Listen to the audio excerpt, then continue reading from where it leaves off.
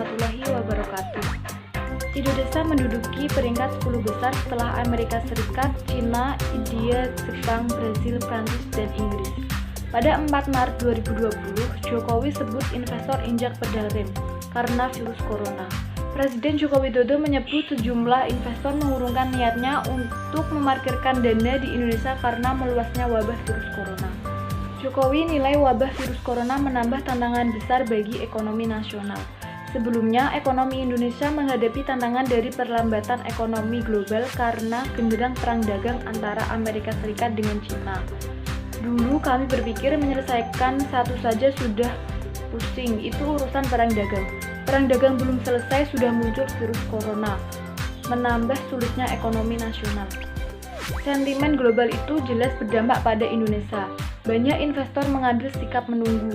Selain itu, kinerja industri dan perdagangan pun terpengaruh lantaran memiliki ketergantungan dengan bahan baku impor asal Cina.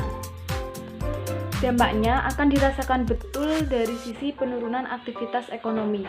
Perlambatan kinerja di berbagai sektor baik pariwisata, perdagangan, dan investasi akan terasa.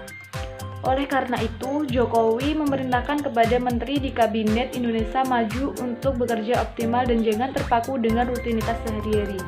Ia meminta ada terobosan demi menjaga ekonomi domestik.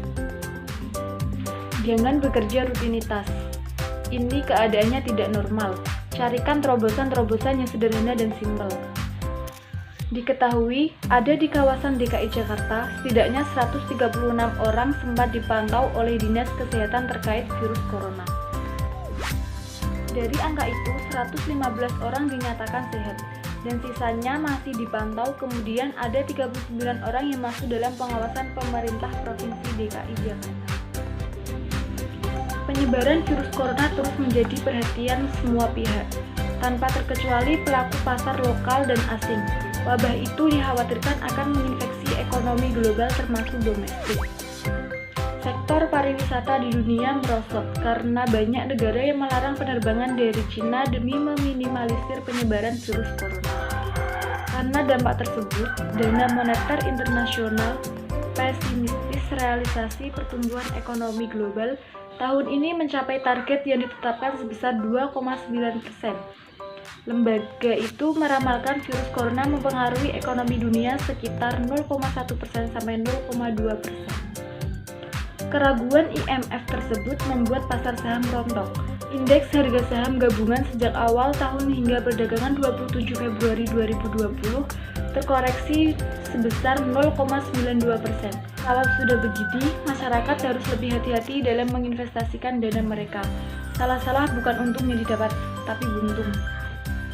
Perencana Keuangan Wasit Financial Planning Budi Raharjo mengatakan di tengah kondisi tersebut, masyarakat memang sebaiknya menjauhi pasar saham. Pasalnya, kondisi ekonomi sedang diliputi ketidakpastian. Langkah tersebut perlu dilakukan karena investasi saham beresiko tinggi. Saham bergerak sangat fluktuatif. Pergerakannya bisa naik turun hingga 20% dalam jangka pendek. Budi menyarankan agar masyarakat mendiversifikasi investasi mereka ke instrumen berisiko rendah, seperti emas, obligasi, dan deposito. Emas ia sarankan karena sejak dulu memang sudah terkenal sebagai investasi yang lebih aman ketimbang instrumen lainnya.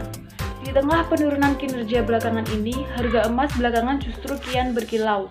Harga emas pada perdagangan 27 Februari 2020 sudah tembus ke level 813.000 per gram. Padahal pada 2 Januari 2020 harganya masih di level 762.000 per gram. Artinya masyarakat untung sekitar 6,69%. Jika berinvestasi emas sejak awal tahun, tingkat keuntungannya memang 1 digit, tapi setidaknya masyarakat tidak merugi. Potensi keuntungan tidak sebesar aset beresiko, tapi keuntungannya lebih pasti. Selain emas, masyarakat juga bisa mengalihkan investasi mereka ke deposito.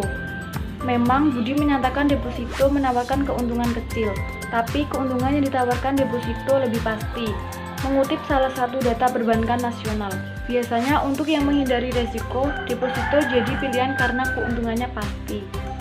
Selain itu, obligasi juga bisa menjadi alternatif dalam berinvestasi ketika ekonomi sedang lesu.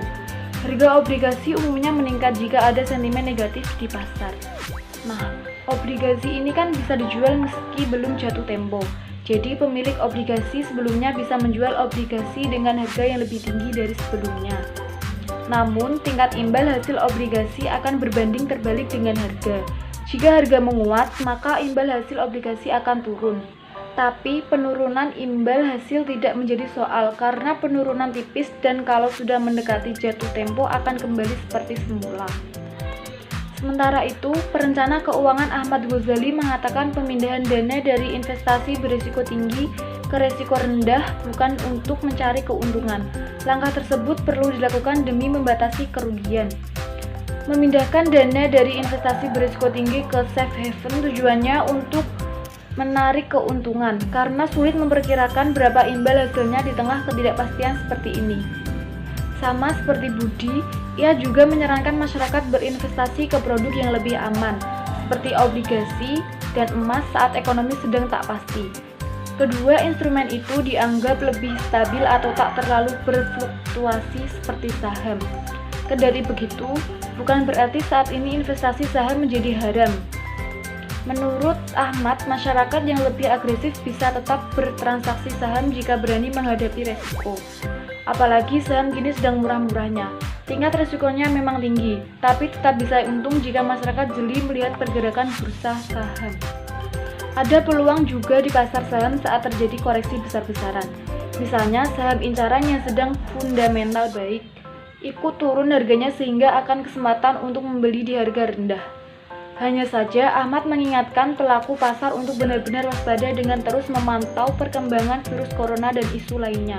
Dengan demikian, investor tetap bisa meraih cuan dari pasar saham. Demikian yang dapat saya sampaikan, kurang lebihnya saya mohon maaf. Wassalamualaikum warahmatullahi wabarakatuh.